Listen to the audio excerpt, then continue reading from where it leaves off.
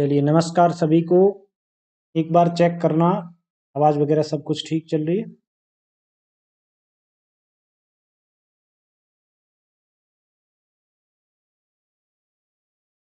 नमस्कार नमस्कार नमस्कार पप्पाराम जी, थैंक यू।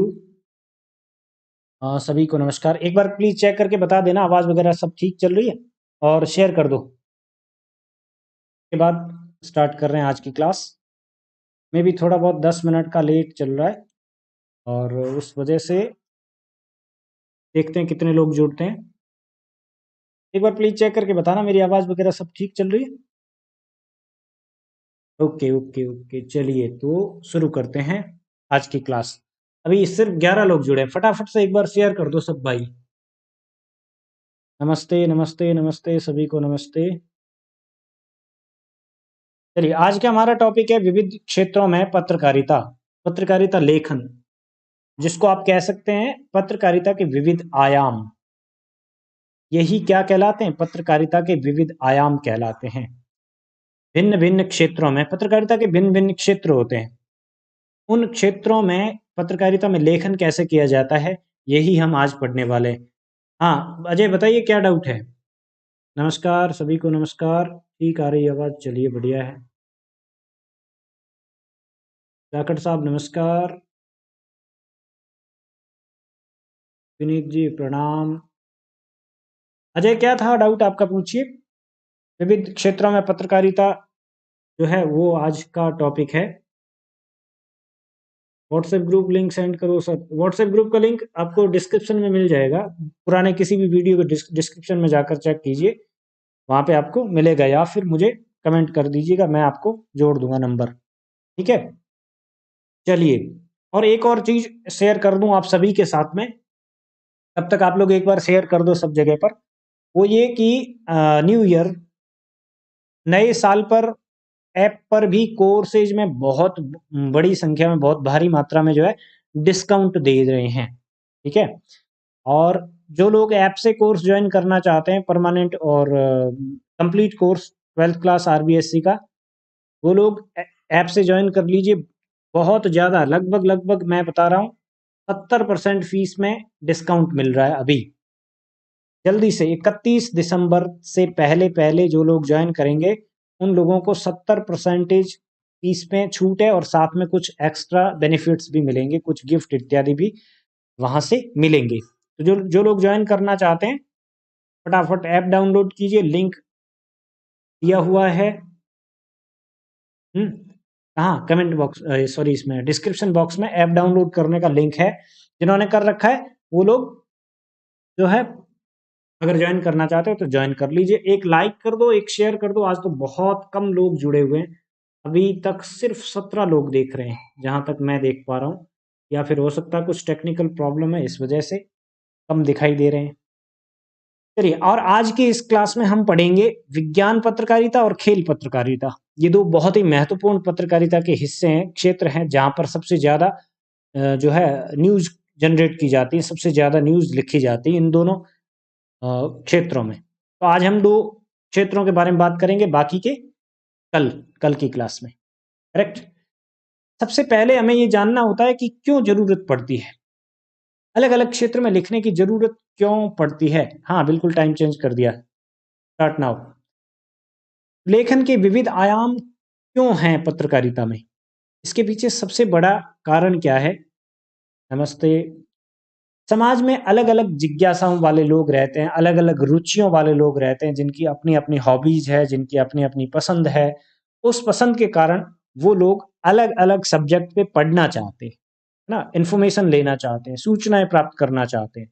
और इसी वजह से सबसे बड़ा कारण यही है कि पत्रकारिता में भी अलग अलग प्रकार के समाचार, अलग अलग प्रकार की सूचनाओं को लिखने वाले लोगों को हायर किया जाता है। आप देखेंगे पत्रकारिता में खेल समाचार कोई व्यक्ति लिख रहा है, और क्राइम से रिलेटेड खबरें कोई और व्यक्ति कर रहा है, एजुकेशन से रिलेटेड खबरें कोई और व्यक्ति कर रहा है। इस तरीके से अलग अलग प्रकार की जो बीट होती है, उस बीट के अकॉर्डिंग, उस बीट के हिसाब से पत्रकारिता की जाती है, खबरें लिखी जाती है। ये अलग अलग क्षेत्र हैं पत्रकारिता के। खेल समाचार एक अलग क्षेत्र है, फिल्मी पत्रकारिता एक अलग क्षेत्र हो गया, शिक्षा जगत से जुड़ी हुई खबरें वो एक अलग क्षेत्र हो गया, व्यापार वाणिज्य से जुड़ी हुई खबरें वो एक अलग क्षेत्र हो गया। तो ये बहुत अलग-अलग प्रकार के क्षेत्र जो है वो पढ़ने वाले लोगों की रुचियों के हिसाब से जो है निर्धारित होता है, तैयार किया जाता है। करेक्ट? प्रगतिशील प्रगतिशील समाज है हमारा और हम लगातार विकास कर रहे हैं, विकसित राष्ट्र की श्रेणी में पहुंचना चाहते हैं, विकासशील लोग हैं हम और इसी वजह से हमारे समाज में विभिन्न क्षेत्रों के बारे में जानकारी देने वाले और जनमत बनाने के लिए या जानकारी लेने वाले लोगों की एक तरीके से वो एक सर्किल बना रहता है और उस सर्किल में अलग-अलग रुचियों के हिसाब से, अलग-अलग पसंद के हिसाब से लोग जो है जानकारी प्राप्त भी करना चाहते हैं और जानकारी देना भी चाहते हैं। ठीक है? उदाहरण के लिए आप यूट्यूब देखिए, यूट्यूब में कुछ लोग टेक रिलेटेड वीडियो बनाते हैं, कुछ लोग खाना बनाने से रिलेटेड वीडियो बनाते हैं, कुछ लोग घूमने-फिरने से रिलेटेड वीडियो बनाते हैं, कुछ लोग एजुकेशन रिलेटेड वीडियो बनाते हैं और कुछ लोग अपने मन-मर्ज़ी से कुछ भी तरीके के वीडियो बनाते हैं। तो ये सब क्या होते हैं, अलग-अलग क्षेत्र होते हैं, अपनी रचनात्मक जो विधा होती है उसको आगे बढ़ाने के लिए, है ना? प्रत्येक क्षेत्र में विशिष्ट ज्ञान से पूरित सूचनाएँ होती है। एक स्पेशल व्यक्ति ही एक स्पेशल तरीके की खबर करता है। क्यों करता है? क्योंकि वो उस फ़ील्ड में एक्सपर्ट होता है। जैसे मान लीजिए आप एजुकेशन फ़ील्ड में एक्सपर्ट हैं, तो आपको एक एजुकेशन की बीट दे दी जाती है।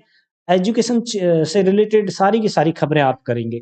या फिर मान लीजिए आपको खेलों में बहुत ज़्यादा रुचि है, आप खेलों में बहुत अच्छा नॉलेज रखते हैं, तो आपको खेल पत्रकारिता से रिलेटेड खबरें करने के लिए दे दी जाती है। ठीक है? तो प्रत्येक क्षेत्र में विशिष्ट ज्ञान से पूरित सूचनाएँ होती है और इनको प्रकट करना, इनको सामने लाना, इनको लेखन का विषय बनाना, ये पत्रकारिता का एक अहम हिस्सा होता है। वो उनका एक अहम टारगेट होता है, मुख्य टारगेट होता है। करेक्ट? ज्ञान को सहजता से पाठकों तक और एक विशिष्ट लेखन के माध्यम से पहुंचाने के कारण इस प्रकार की विविधमुखी या विविध आयामों वाली पत्रकारिता का सहारा लिया जाता है। इस प्रकार की भिन्न-भिन्न प्रकार की जो है पत्रकारिता हमारे सामने आती है। एक व्यक्ति जितनी सहजता के साथ समझा सकता है जितना वो नॉलेज रखता है। जैसे मान लीजिए एक टीचर जो है इंग्लिश बहुत अच्छे तरीके से समझा पा रहा है। एकदम ठोठ स्टूडेंट को भी समझा देता है और एकदम एक्सपर्ट स्टूडेंट को भी समझा लेता है। वो और एक मिडल स्टूडेंट को भी उतनी ही अच्छी तरीके से वो समझा लेता है। इसके पीछे रीज़न क्या है? इसके पीछे रीज़न है उस व्यक्ति को कंप्लीट नॉलेज है। उसे पूरी की पूरी चीज़ पता है, उसे पूरा का पूरा ज्ञान है और इसी वजह से वो एक पर्टिकुलर सब्जेक्ट बहुत अच्छे तरीके से पढ़ा सकता है। लेकिन गौर करने वाली बात ये है कि ज़रूरी नहीं है कि वो व्यक्ति जो इंग्लिश को इतनी अच्छी तरीके से पढ़ा सकता है, संस्कृत भी उतने ही अच्छे तरीके से पढ़ा पाएगा। नहीं, कोई ज़रूरी नहीं है। क्योंकि उसका इंग्लिश में एक्सपर्टीज़ है। इंग्लिश में वो क्या है? एक विशेषज्ञ है और उसका ज्ञान बहुत गहरा है। इस वजह से वो तीनों प्रकार के स्टूडेंट को आराम से समझा पा रहा है। ठीक ऐसे ही पत्रकारिता में भी होता है। एक व्यक्ति जो है वो किसी पर्टिकुलर एरिया में स्पेशलाइज़्ड होता है ना? उसका विशेष उसी की विशेषज्ञता होती है उस एरिया में और उससे रिलेटेड हर कोई जानकारी वो रखता भी है और रखना चाहता भी है। इस वजह से नॉलेज को बहुत ही सहजता के साथ अपने पाठकों तक पहुँचाने में कामयाब होता है। हर लेखन क्षेत्र की अपनी विशिष्टता होती है और हर कोई व्यक्ति दक्ष नहीं होता है। जैसे अभी मैंने बताया कि एक इंग्लिश समझाने वाला व्यक्ति ज़रूरी नहीं है कि वो संस्कृत भी अच्छे से समझा पाएगा या हिंदी भी अच्छे से समझा पाएगा। ये कभी ज़रूरी नहीं होता है। क्योंकि हर एक व्यक्ति जो है एक क्षेत्र में विशिष्टता प्राप्त कर लेता है। एक क्षेत्र में एक्सपर्ट बन जाता है। और मेबी हो सकता है वो 2 क्षेत्रों में भी हो, 3 में भी हो सकता है। ऐसा भी ज़रूरी नहीं कि 1 ही में हो, 2 में भी हो सकता है, 3 में भी हो सकता है। और इसी प्रकार से विविध प्रकार के लेखन के लिए विविध प्रकार के विशिष्ट लेखकों की आवश्यकता पड़ती है। अब हमें ये समझना है कि पत्रकारिता में ये विविध आयाम या विविध क्षेत्र क्या-क्या हो सकते हैं। तो 3 नंबर का क्वेश्चन पूछा जाएगा आपके बोर्ड परीक्षा में और ये 3 नंबर का क्वेश्चन क्या हो सकता है कि विविध क्षेत्र लेखन में पत्रकारिता लेखन में विविध क्षेत्रों की आवश्यकता क्यों पड़ती है और इन्हीं 3 क्षेत्रों को स्पष्ट करके लिखिए। ठीक है? और अब आपको क्या करना है? ये क्षेत्र याद रखने हैं, ये विविध आयाम हैं। जैसे एक त्रिकोण के 3 आयाम होते हैं ना, एक 3D चीज के 3 आयाम होते हैं, वैसे ही ये पत्रकारिता के विभिन्न आयाम हैं, भिन्न-भिन्न प्रकार के क्षेत्र हैं। जैसे विज्ञान पत्रकारिता, इसमें साइंस से रिलेटेड खबरें छपती है, साइंस से रिलेटेड जो है ना सूचनाएं वो प्रस्तुत की जाती है। खेल पत्रकारिता, इसमें गेम्स से रिलेटेड, खेलों से संबंधित जितनी भी सूचनाएं होती है, जितनी भी खबरें होती है, वो यहाँ पे प्रसारित की जाती है। देन फिल्मी पत्रकारिता, यहाँ फिल्मों से रिलेटेड, चाहे वो हॉलीवुड हो, चाहे बॉलीवुड हो, चाहे वो आपका पंजाबी की फिल्में हो, चाहे वो आपकी तमिल, तेलुगु, कन्नड़, मलयालम की फिल्में हो, चाहे वो राजस्थानी की फिल्में हो, यहाँ पर फिल्मों से रिलेटेड खबरें छपती हैं। वाणिज्यिक पत्रकारिता, यहाँ पर व्यापार वाणिज्य से रिलेटेड खबरें आती है इस क्षेत्र में। अपराध संबंधी पत्रकारिता, इस पत्रकारिता में क्या होता है, अपराधों की क्या कह सकते हैं, एक तरीके से केस स्टडी इत्यादि करते हैं। फिर उसके बाद में अपराधों से रिलेटेड जो भी आजकल में हुए हैं उनसे रिलेटेड केसेस को रखा जाता है, उनसे रिलेटेड डेटा को रखा जाता है और जो है खबरें की जाती है। अदालती पत्रकारिता, अदालत में इन दिनों क्या-क्या किस तरीके के मुकदमे चल रहे हैं और क्या परिवर्तन आया है, समाज में क्या परिवर्तन हो रहा है, इससे रिलेटेड खबरें छपती है। या फिर कोई कानूनी दाव-पेच जो बदला है, नया बना है, चेंज हुआ है कोई, उसका क्या प्रभाव पड़ा है, उसको कैसे इम्प्लीमेंट किया जा रहा है, वो किस तरीके से प्रभावी रूप से समाज में जो है लागू किया जा सकता है, इससे रिलेटेड पत्रकारिता या खबरें इसमें छपती है। तकनीकी पत्रकारिता, जिसको आप टेक जर्नलिज्म कह सकते हैं, कौन सा नया फ़ोन आया, कौन सी नई टीवी आई है, कौन सी नई स्मार्ट वॉच आई है, उसकी क्या खासियत है, कोई नया गैजेट आया है तो 4G क्या है, 5G क्या है, ये सारी की सारी चीज़ें जो टेक्नोलॉजी से रिलेटेड होती है, वो इस क्षेत्र में आती है, जिसको टेक जर्नलिज्म भी कहते हैं और इसको तकनीकी पत्रकारिता भी कहते हैं। ये अलग-अलग क्या है, पत्रकारिता के आयाम हैं, क्षेत्र हैं, जिनसे रिलेटेड खबरें आप रोज़ अखबारों में देखते हैं, पढ़ते हैं। करेक्ट? अब हमारा सबसे पहला जो पॉइंट है वो है विज्ञान पत्रकारिता। इसमें हमने देखा, सबसे पहले हमने विज्ञान पत्रकारिता के बारे में पढ़ा है। विज्ञान पत्रकारिता क्या होती है? वैज्ञानिक क्षेत्र में कोई कार्यक्रम हुआ है या कोई उपलब्धि हुई, प्राप्त हुई है या फिर कोई खोज की सूचना मिली है या खोज में कोई सफलता प्राप्त हुई है, उसकी गहनता तक जाना और जाकर के जानकारी प्राप्त करना और उसके बारे में लोगों को समझाना, बताना और इन फ्यूचर क्या हो सकता है इस फील्ड में, भविष्य में क्या संभावनाएं हैं, इस बारे में जानकारी देना क्या कहलाती है? विज्ञान पत्रकारिता कहलाती है। उदाहरण के लिए जैसे अभी चंद्रयान भेजा था, तो चंद्रयान से भेजने से रिलेटेड सारी की सारी जो खबरें हैं वो विज्ञान पत्रकारिता की श्रेणी में आती है। फिर इसके अलावा एक और चीज कि इसका बेनिफिट क्या होगा, बहुत सारे लोग बातें कर रहे थे, डिस्कस कर रहे थे कि चांद पे रॉकेट भेजने से और चांद पर रॉकेट भेज करके और रिसर्च करने से फायदा क्या है और देश को क्या फायदा है, नुकसान क्या है, इस पर भी लोगों के बीच एक चर्चा बनी हुई थी। तो इसको भी क्लियर करना विज्ञान पत्रकारिता के दायरे में आता है, उसके क्षेत्र में आता है। फिर इसके अलावा एक और चीज मनीष छह ककार बहुत पहले डिस्कस कर लिए, प्लीज एक पुराना वीडियो जो है वो देखिए, अभी बीच में इस तरीके से जो है सही नहीं रहता है। छह ककार वाला वीडियो पहले डाल दिया गया है 2 बार, एक बार नहीं 2 बार डाला हुआ है ना, उसको देखिएगा प्लीज।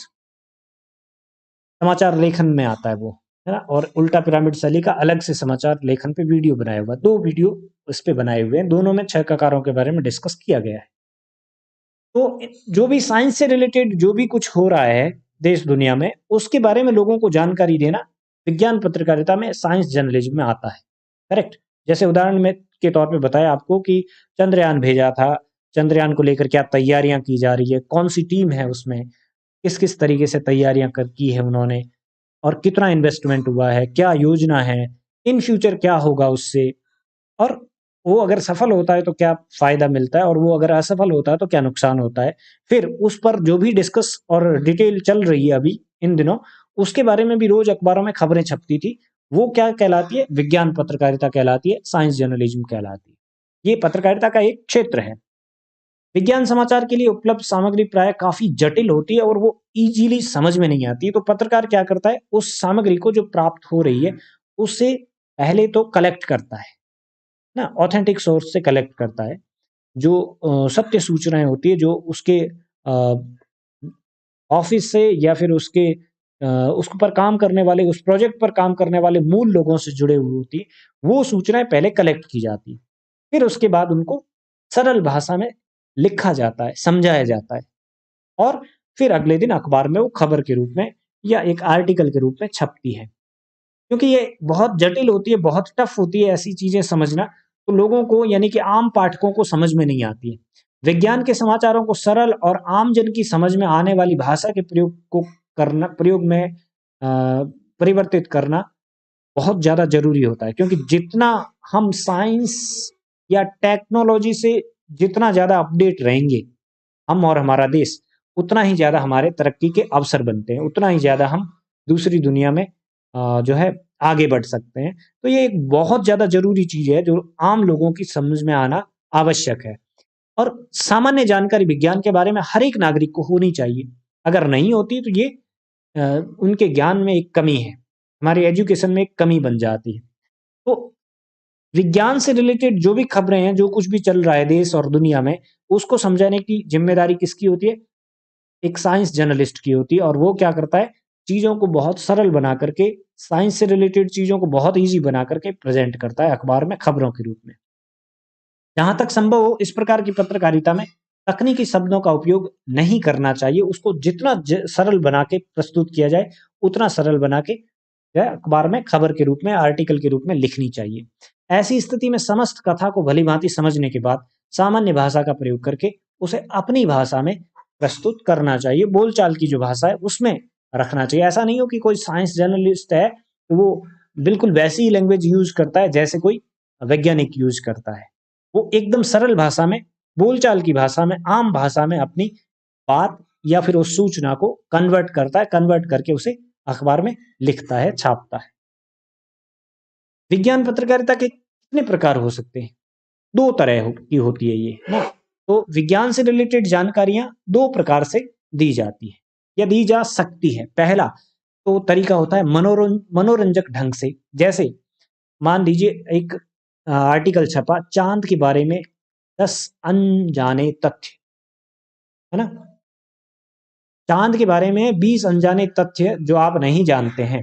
इस तरीके से एक आर्टिकल लिखा और चांद के बारे में 15 फैक्ट रखे। अगले दिन अखबार में फिर एक आर्टिकल लिख सकते हैं, सूरज के बारे में 20 तथ्य जो आप नहीं जानते हैं।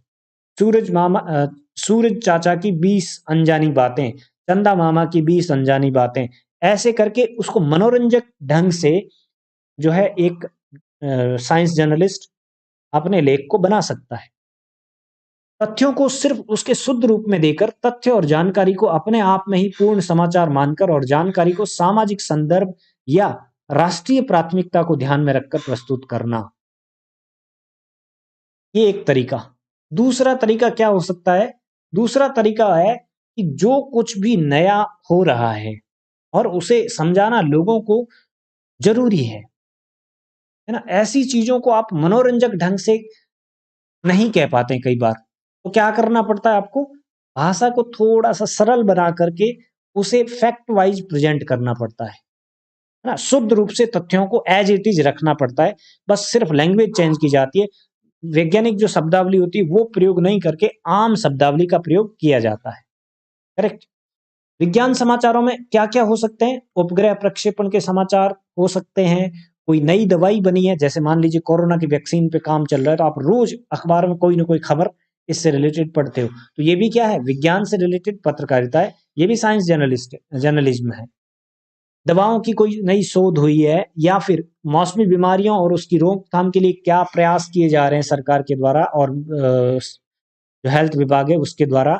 चिकित्सा के क्षेत्र में कोई नई खोज हुई है, फलों और सब्जियों के अधिक उत्पादन के लिए कोई अगर केमिकल बना है और उस केमिकल को इस्तेमाल करके जो है उपज ज्यादा प्राप्त की जा सकती है, ये भी तो साइंस के क्षेत्र में आता है। कृषि क्षेत्र में जो भी नए अनुसंधान चल रहे हैं या भूस्खलन हो रहा है, जमीन जो पहाड़ है वो नीचे गिर रहे हैं, बाढ़ इत्यादि आ गई है, उससे कैसे बच सकते हैं पहले बताना, ठीक है? और जंगलों में पेड़ों की कटाई से क्या परिणाम निकल के आ रहे हैं, कैसे नदियों का पानी गर्म हो रहा है और कैसे जो है बर्फ पिघल के और धीरे-धीरे करके ग्लेशियर खत्म हो रहे हैं। दुनिया में ग्लोबलाइजेशन की वजह से क्या क्या परिवर्तन हो रहे हैं, ये सब कुछ जो होता है वो विज्ञान पत्रकारिता के क्षेत्र में आता है। साइंस से रिलेटेड जो कुछ भी न्यूज आप अखबार में देखते हो, जो कुछ भी आप सूचनाएं अखबार में देखते हो, वो विज्ञान पत्रकारिता के दायरे में आता है, उसके हिस्से में आता है। ठीक है, मेरे हिसाब से आप विज्ञान पत्रकारिता को अच्छे से समझ गए होंगे।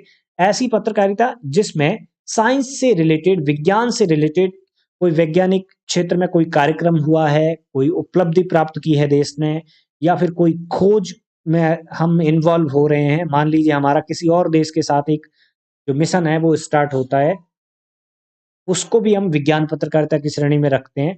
और देश में जो कुछ भी, दुनिया में जो कुछ भी साइंस से रिलेटेड कुछ भी परिवर्तन हुआ है, कुछ भी नई जानकारी है, वो अखबार के खबर के रूप में छपती है अखबार में, तो वो विज्ञान पत्रकारिता की श्रेणी में आता है। करेक्ट। अब बात करते हैं खेल पत्रकारिता की। ये दूसरा आयाम है पत्रकारिता का, दूसरा एक तरीके से क्षेत्र है जो बहुत ज्यादा इंपॉर्टेंट है और बहुत ज्यादा इंटरेस्टिंग है। विज्ञान में तो इंटरेस्टिंग इसलिए हमें समझना चाहिए विज्ञान को इंटरेस्टिंग, क्योंकि ये हमारे भविष्य का आधार है।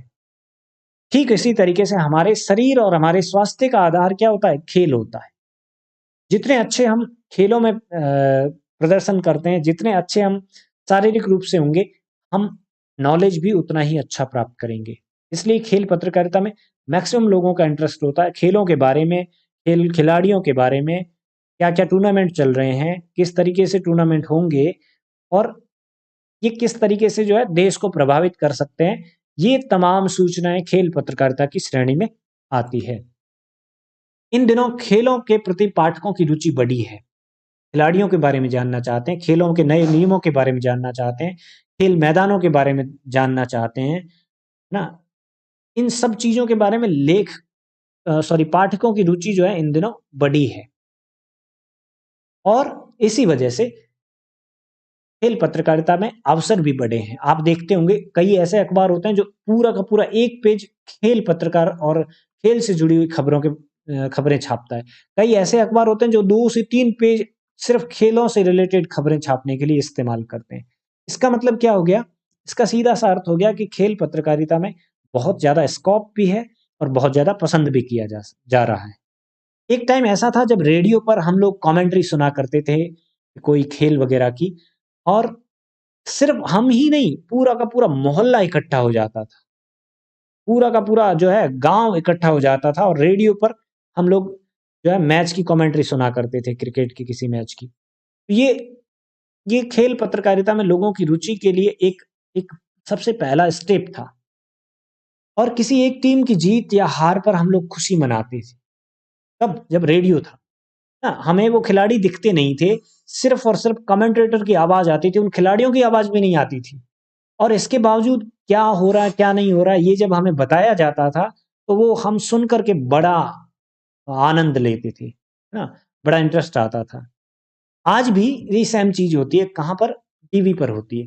टीवी पर हम मैच देखते हैं, मोबाइल में, आजकल तो मोबाइल में भी हम लाइव मैच देखते हैं। टीवी पर मैच देखने के लिए जिस तरीके से हम बेताब रहते हैं ना, ठीक वैसे ही लोग पुराने ज़माने में रेडियो पर मैच इत्यादि या खेलों से संबंधित सूचनाएँ जुटाने के लिए, प्राप्त करने के लिए बेताब रहते थे। फिर उन्हीं खबरों को नेक्स्ट डे हम समाचार पत्रों में प्रकाशित रिपोर्ट और टिप्पणियाँ और जो इस एक्सपर्ट लोग हैं, उनकी राय इत्यादि जानने की हमारे मन में जिज्ञासा रहती थी। हम ये जानना चाहते थे कि सहवाग ने शतक लगाया, दोहरा शतक लगाया, कभी तिहरा शतक लगाया, तो उसके बारे में सचिन तेंदुलकर का क्या कहना है, द्रविड़ क्या कहते हैं, है ना? और जो कपिल देव वगैरह ऐसे खिलाड़ी हैं, वो क्या कहते हैं? और ये जानने की हमारे मन में जिज्ञासा रहती थी कि कल क्या-क्या अखबार में छपेगा, और उसको जानने के लिए हम नेक्स्ट डे का अखबार देखते थे, उसका इंतज़ार करते थे। इसी जिज्ञासा वृत्ति को ध्यान में रखते हुए समाचार पत्रों में पूरा पृष्ठ, और कई समाचार तो 2-2 पृष्ठ भी है, खेल संबंधित खबरों के लिए निर्धारित करते हैं, रखते हैं। खेलों की रिपोर्टिंग करना एक बहुत ही ज़्यादा एक्सपीरियंस वाला काम है, हर कोई नहीं कर सकता इसमें। ना, अपने को बड़ा ईज़ी लगता है कि खेल पत्रकारिता क्या है, बड़ी आसानी के साथ मैच में गए, मैच को देखा और फिर छाप दिया अगले दिन खबर। ये इतना ईज़ी नहीं होता है, बहुत ज़्यादा टफ, बहुत ज़्यादा हार्ड वर्किंग काम है ये, है ना? तो क्या किया जाता है, ये एक धैर्य और अनुभव वाला काम है। सामान्य रिपोर्टिंग से हटकर खेल रिपोर्टिंग ज़्यादा दुष्कर मानी जाती है, ज़्यादा कठिन जो है वो काम माना जाता है।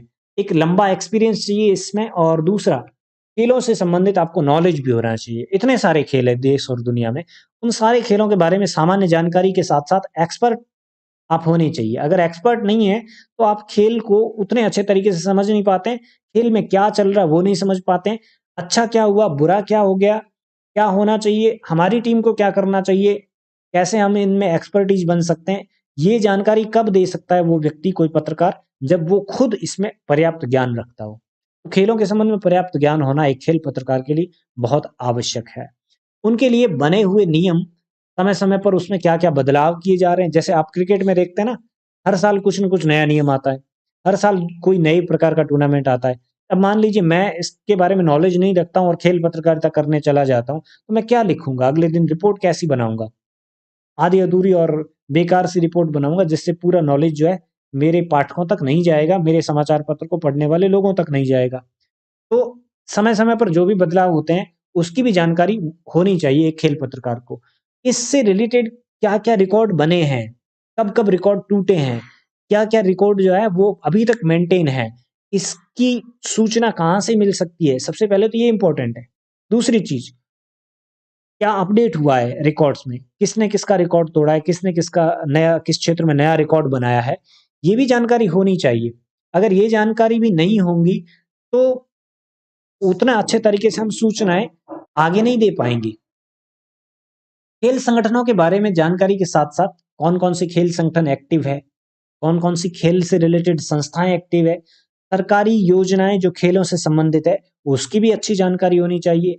फिर इसके अलावा नेशनल लेवल पर और इंटरनेशनल लेवल पर खेलों से रिलेटेड क्या-क्या नए निर्णय लिए गए हैं, कौन-कौन से लोगों को जो है एक मान लीजिए एक डोपिंग चार्ज लगता है, कुछ लोगों को बैन कर दिया जाता है खेलने से, कुछ लोग जो होते हैं वो इंटरनेशनल खेलों में पार्टिसिपेट नहीं कर कर सकते हैं, क्योंकि उसके लिए कुछ जो है क्राइटेरिया रखा जाता है, वो क्राइटेरिया वो लोग कंप्लीट नहीं करते हैं। तो ये सारी चीज़ें नॉलेज में होनी चाहिए। कोई खिलाड़ी है जो बहुत अच्छा खेल रहा है, बट उसके लिए कुछ न कुछ दिक्कत आ रही है, उदाहरण के लिए मान लीजिए प्रैक्टिस करने में दिक्कत आ रही, तो वो खेल पत्रकार क्या कर सकता है, उसकी बात को उठा करके सरकार तक पहुँचा सकता है, लोगों तक पहुँचा सकता है, ताकि उसको जो है हेल्प मिल सके और वो कुछ अच्छा कर सके। करेक्ट?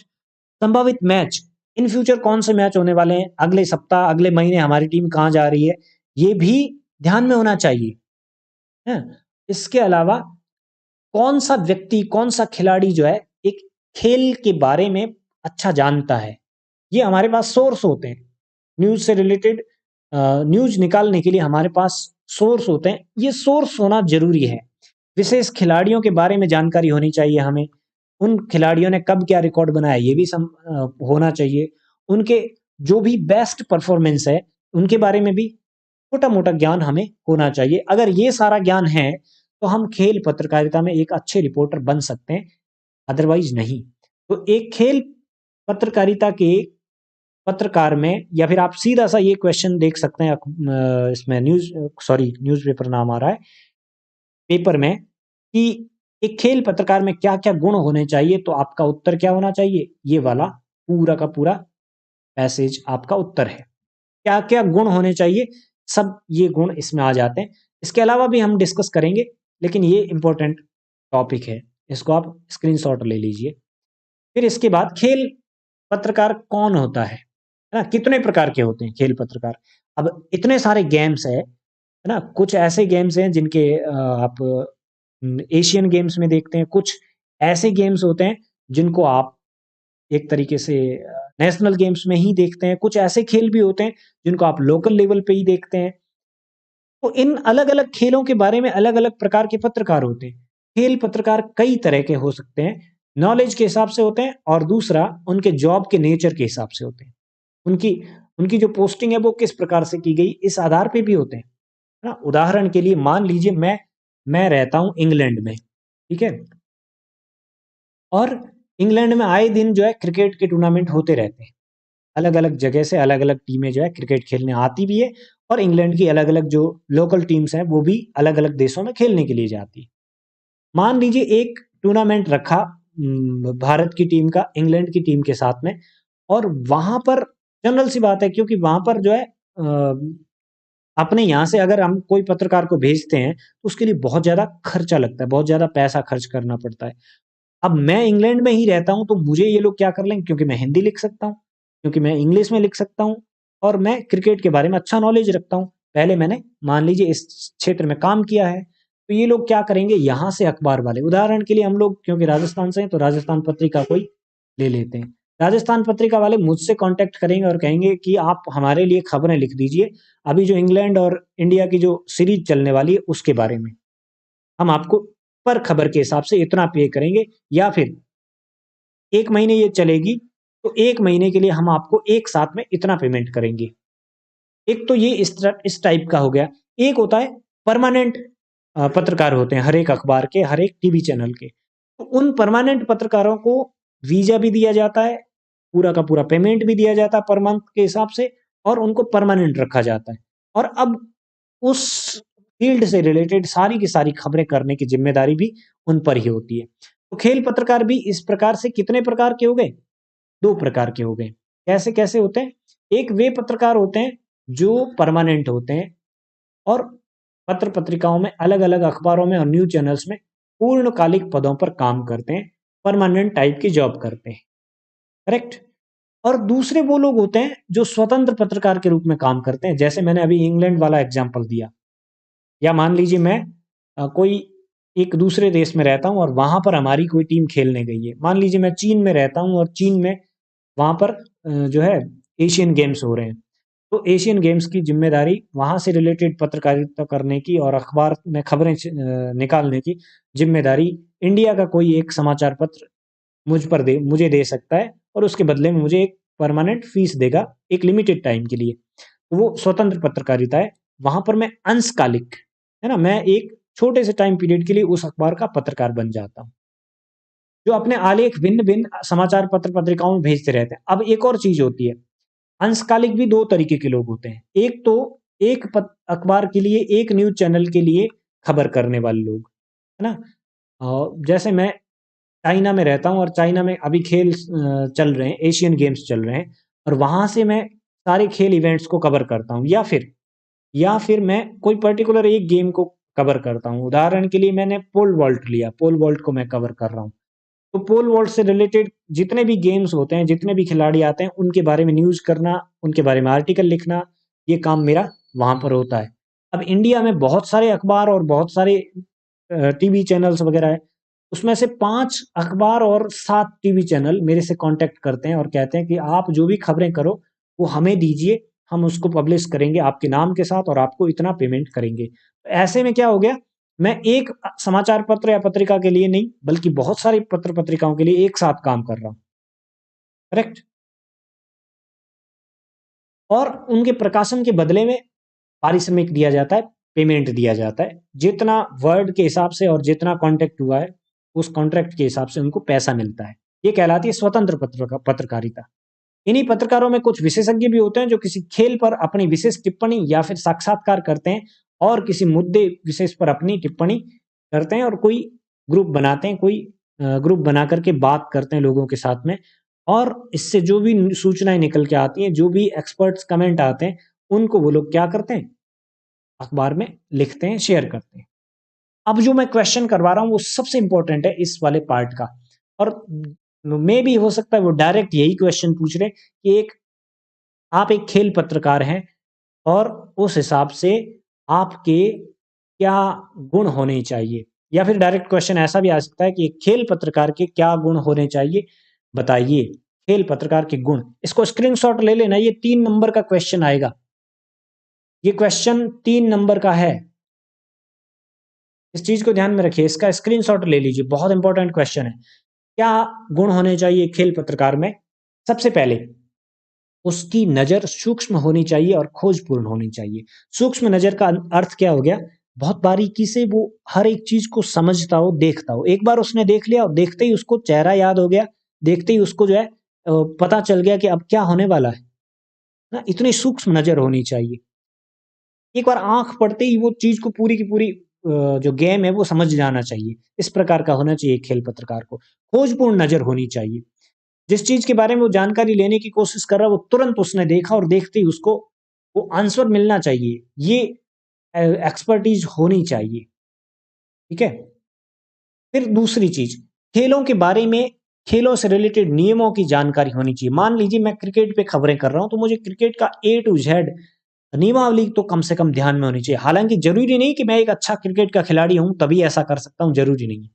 अगर मुझे क्रिकेट ठीक ढंग से खेलना ही नहीं आ रहा हो, मैं बॉल कर ही नहीं पा रहा हूँ, सारी बॉलें मैं वाइड करता हूँ या फिर एक भी रन नहीं बना रहा हूँ, आते ही जीरो पे आउट होता हूँ, ये कोई जरूरी नहीं कि मैं खेलता कितना अच्छा हूँ। जरूरी ये होता है खेल पत्रकार के लिए कि उसको कितना नॉलेज है गेम के बारे में। और जनरल सी बात है, जब नॉलेज होता है गेम के बारे में तो इससे आप सीधे के सीधे उस गेम से कनेक्ट हो जाते हैं और उस गेम को जानने लगते हैं, समझने लगते हैं। तो खेलों के नियमों के बारे में अच्छी और पूरी जानकारी होनी चाहिए। आधी अधूरी जानकारी नहीं काम करती है। मे भी मान लीजिए मैंने कोई न्यूज आर्टिकल लिखा और मुझे पूरी जानकारी नहीं है नियमों की, और मैंने बोल दिया कि ये जो है इस प्रकार से गलत काम किया गया, एम्पायर ने गलत फैसला लिया, ऐसे एम्पायर को तुरंत जो है कुछ न कुछ जुर्माना लगाना चाहिए। अगर इस तरीके से मैं अगर न्यूज़ आर्टिकल लिख दूँ तो ये क्या होगा, मेरे अखबार के लिए और मेरे दोनों के लिए एक तरीके से गलत काम होगा। हम दोनों के भविष्य पर एक क्वेश्चन मार्क लगाएगा कि आपको नॉलेज ही नहीं है। ठीक है। तीसरी चीज, लैंग्वेज आनी चाहिए। लैंग्वेज कौन सी? आप जिसमें बात कर रहे हैं वो वाली तो आनी ही चाहिए, साथ ही साथ उसको खेलों से संबंधित जो भाषा होती है ना वो भी आनी चाहिए। जैसे एलबीडब्ल्यू क्या होता है ना, स्टंप क्या होता है, रन किसको बोलते हैं ना, पैड पैड क्या होता है, लेग गार्ड क्या होता है, फाइन शॉट क्या होता है, बाउंड्री क्या होती है, ये सारी चीजें जो गेम से रिलेटेड लैंग्वेज होती है वो भी पूरी आनी चाहिए। अदरवाइज आप एक अच्छी खबर नहीं कर पाएंगे, आप एक अच्छे खेल पत्रकार कभी नहीं बन पाएंगे।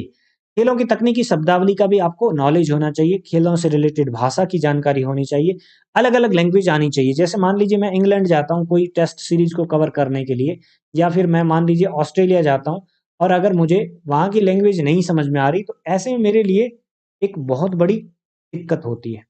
ठीक है। ये एक दिक्कत होती है। ऐसे में हमें बहुत सारे, और दूसरी चीज ये, खिलाड़ी तो अलग अलग लैंग्वेज यूज करते हैं, ऐसा तो है नहीं कि सारे के सारे हिंदी बोलेंगे या सारे के सारे इंग्लिश ही बोलेंगे। बहुत सारे अलग अलग लैंग्वेज बोलते हैं। तो मुझे जितनी ज्यादा भाषाएं आएंगी मैं उतने ही ज्यादा खिलाड़ियों के साथ इंटरेक्ट कर पाऊंगा, है ना, और उनसे बातचीत कर पाऊंगा। और बातचीत करने से ही न्यूज आती है, बातचीत करने से ही समाचार प्राप्त होता है हमें। बिना बातचीत किए कोई समाचार प्राप्त नहीं प्राप्त होता है। तो खेलों की तकनीकी शब्दावली के साथ में अलग अलग भाषाओं की जानकारी भी एक अच्छे खेल पत्रकार को होनी चाहिए। अगर नहीं है तो उसे ऐसा होना चाहिए। इसके अलावा खिलाड़ियों के बारे में भी जानकारी होनी चाहिए। ऐसा नहीं हो कि मैं फुटबॉल के खिलाड़ियों के नाम क्रिकेट के खिलाड़ियों की टीम में लिख रहा हूँ ना, ऐसा नहीं होना चाहिए। मुझे खिलाड़ियों के नाम और उसके संबंधित खेलों के बारे में भी अच्छी जानकारी होनी चाहिए। उससे रिलेटेड जो भी ऑफिशियल्स हैं, पदाधिकारी हैं, उनसे भी बातचीत करके सच्चाई को प्रकट करने का साहस भी होना चाहिए और पता भी होना चाहिए कि कौन है। मुझे ये भी नहीं पता कि क्रिकेट कंट्रोल बोर्ड का ऑफिस कहाँ है और मैं खेल पत्रकार बन के घूम रहा हूँ। मुझे ये भी नहीं पता है कि कबड्डी एसोसिएशन का ऑफिस कहाँ पर है, उसका चेयरमैन कौन है, और मैं एक बहुत बड़ा खेल पत्रकार खुद को समझ रहा हूँ। तो जानकारी होनी चाहिए, खिलाड़ियों के बारे में होनी चाहिए, रिलेटेड पदाधिकारियों के बारे में होनी चाहिए, और इसके अलावा और भी बहुत सारी जानकारियां जो खेलों से रिलेटेड है वो मुझे होनी चाहिए। अगर नहीं होती है तो ये एक गड़बड़ काम है। इसमें फिर वो पत्रकारिता करने में आनंद नहीं आता है। ठीक है। फिर तकनीकी शब्दों को सरल भाषा में, आम पाठक की भाषा में प्रस्तुत करने का कौशल होना चाहिए। ये एक स्किल होती है जो धीरे धीरे डेवलप होती है। ऐसा जरूरी नहीं कि पहले दिन से ये स्किल आपके अंदर होती ही है, नहीं, ये एक स्किल होती है जो धीरे धीरे डेवलप होती है। जितनी ज्यादा आपका एक्सपीरियंस होगा उतना ही अच्छा आप इस स्किल को डेवलप कर पाते हैं। तकनीकी शब्दों को, यानी कि मुझे अगर समझाना है कि लेग गार्ड क्या होता है, या फिर मुझे समझाना है कि पिच किसको बोलते हैं, या मुझे ये समझाना है कि एलबीडब्ल्यू क्या होता है ना, तो इसके लिए मुझे क्या करना पड़ेगा, इसके लिए लोगों की जो भाषा है ना उसको मुझे यूज करना पड़ेगा, और उसका इस्तेमाल करते हुए आम भाषा में, सरल भाषा में उसको स्पष्ट करते हुए लिखना पड़ेगा। ताकि एक दो बार अगर मैं ऐसा करूंगा तो फिर लोगों को समझ में आ जाएगा कि एलबीडब्ल्यू मीन्स व्हाट, एलबीडब्ल्यू का क्या अर्थ होता है। फिर वो नेक्स्ट टाइम अपने आप समझ जाएंगे कि ये क्या है। एलबीडब्ल्यू मीन्स वो वाली चीज जो उस दिन बताई थी। करेक्ट। फिर उसके बाद पाठकों की रुचि को ध्यान में रखते हुए निष्पक्ष प्रस्तुतिकरण का कौशल भी आना चाहिए। ऐसा नहीं हो कि मैं मान लीजिए ऑस्ट्रेलिया हमारी टीम खेलने गई और वहां हमारी टीम हार जाती है, तो मैं जो है ऑस्ट्रेलिया की टीम के खिलाफ और उनकी खिलाड़ियों के खिलाफ कुछ बेकार सा लिखता हूँ, बेकार से जो है रिपोर्टिंग करता हूँ। ये नहीं होना चाहिए। मुझे क्या करना है, मुझे निष्पक्षता के साथ में अपनी जो खबर है उसका प्रस्तुतिकरण करना चाहिए। पाठक क्या जानना चाहते हैं, एडम गिलक्रिस्ट के बारे में क्या जानना चाहते हैं, या फिर वर्तमान में ऑस्ट्रेलिया का जो भी कप्तान है उसके बारे में क्या जानना चाहते हैं, उसके उसकी हिडन पॉइंट्स कौन सी है जो लोग जानना चाहते हैं, जो लोग मैक्सिमम लेवल पर जाकर के उनको समझना चाहते हैं। उनकी बैटिंग स्टाइल क्या होती है, उनकी स्ट्रेटेजी क्या होती है, ये सब चीजें मुझे एक अच्छे तरीके से प्रस्तुत करनी भी आनी चाहिए ना। नॉलेज मेरे पास कितना भी हो, लेकिन अगर मुझे डिलीवर नहीं करना आ रहा है तो ऐसी सिचुएशन में मैं एक अच्छा पत्रकार नहीं बन पाऊंगा। और नेक्स्ट आठवां पॉइंट, तेज गति से उसको लिखने की आदत भी होनी चाहिए। क्यों होनी चाहिए? इसके पीछे रीजन है। क्योंकि गेम्स में खेल चल रहा है, उस दौरान मान लीजिए टेनिस का खेल चल रहा है ना, और टेनिस के खेल के दौरान सब कुछ बहुत फास्ट चलता है, बहुत बहुत तेजी से सब कुछ बदलता है ना। गेम गेम के आसपास का वातावरण सब कुछ, वो सब कुछ आना चाहिए। अगर मुझे नहीं आता है, तेज गति से मैं नहीं लिख पा रहा हूँ, बहुत शॉर्ट शॉर्ट एंड में नहीं लिख पा रहा हूँ, तो ऐसी सिचुएशन में मेरे लिए एक मुश्किल क्रिएट होती है। मैं ठीक ढंग से पूरी की पूरी इन्फॉर्मेशन को आगे लोगों तक शेयर नहीं कर पा रहा हूँ। देन उसके बाद 8 पॉइंट तो ये हो गए। 8 के बाद भी कुछ ऐसे पॉइंट है जो होने चाहिए खेल पत्रकार में। अनुशासन होना चाहिए, क्योंकि खेल तो अपने टाइम से स्टार्ट होगा, और अगर आप टाइम से अनुशासित होकर के अगर मैदान पे नहीं पहुंच पाते हैं, या फिर टीवी से भी अगर पत्रकारिता कर रहे हैं, अगर आपने टीवी ऑन ही नहीं किया, 10 ओवर के बाद टीवी ऑन किया, या 10 ओवर के बाद आप स्टेडियम में पहुंचते हैं, तो ऐसे में 10 ओवर तक क्या हुआ वो तो आपको पता ही नहीं है ना। वो ध्यान में होना जरूरी है। इसके अलावा अनुशासन के साथ साथ एक और चीज, वो ये कि आपके पास में वीजा वगैरह होना चाहिए, आपके पास में आपका हेल्थ वैसा होना चाहिए कि आप एक खिलाड़ी की तरह दिखें, या फिर आपका हेल्थ वैसा होना चाहिए, आपका स्वास्थ्य वैसा होना चाहिए जिससे आप जो है खेल को समझ सकते हैं, है ना। समझ रहे हैं आप मैं क्या बात कहना चाह रहा हूँ? खेल के लेवल को और खेल को समझ सके, इस प्रकार का भी आपका फिजिक होना चाहिए। अगर ऐसा नहीं होता है तो कई बार जो है खिलाड़ियों के साथ में दौड़ना पड़ता है पत्रकार को। वो चीज भी अपने हैबिट में जरूरी आनी चाहिए। इस प्रकार ये जो कुछ है, 8 तो लिखे हुए स्क्रीन पर, इसके अलावा कुछ और मैंने बताए एक्स्ट्रा जो खेल पत्रकार के विशेष गुण होते हैं, वो जरूरी होने चाहिए। मुझे लगता है आपको अच्छे से समझ में आया होगा। चलिए, तो आज की क्लास में इतना ही। बाकी का पढ़ेंगे, जो और प्रकार है खेल पत्रकार सॉरी पत्रकारिता के विविध आयाम हैं, पत्रकारिता के विविध क्षेत्र हैं बचे हुए, वो पढ़ेंगे हम नेक्स्ट क्लास में। आज तो बहुत गरीब स्थिति बना रखी है आप लोगों ने, बहुत ही ज्यादा गरीब बना रखी है स्थिति। सिर्फ 14 लोग देख रहे हैं, वाह रे सिर। अगर 14 ही लोग होंगे ना तो मैं कल से क्लास नहीं लूंगा अभी, बिल्कुल भी।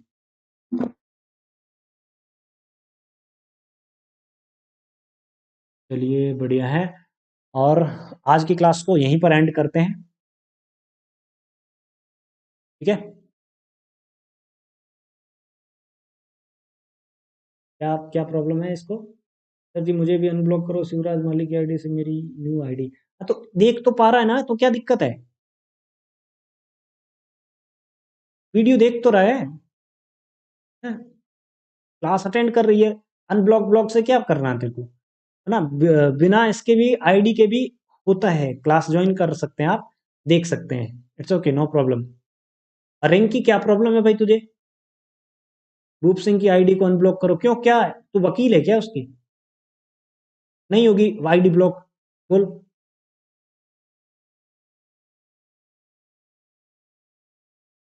क्लास देखनी है तो एससी से देख लो, अदरवाइज ठीक है, नो प्रॉब्लम। चलिए आज की क्लास को यहीं एंड करते हैं, और कल देखेंगे क्लास होगी कि नहीं, क्योंकि मन नहीं है बिल्कुल भी मेरा। यहाँ पे पढ़ने वाले लोग जो है ना वास्तव में बहुत कम हैं, कुछ 2, 4, 5 लोग होंगे, बाकी तो सारा का सारा ना कचरा शेयर करने वाले। अब देखो कमेंट बॉक्स में देख रहा हूँ, एक घड़ी लगा रखी है, उसकी आईडी ब्लॉक अनब्लॉक करो, उसकी ब्लॉक करो, उसकी अनब्लॉक करो, उसकी ब्लॉक करो। क्या मजाक है यार।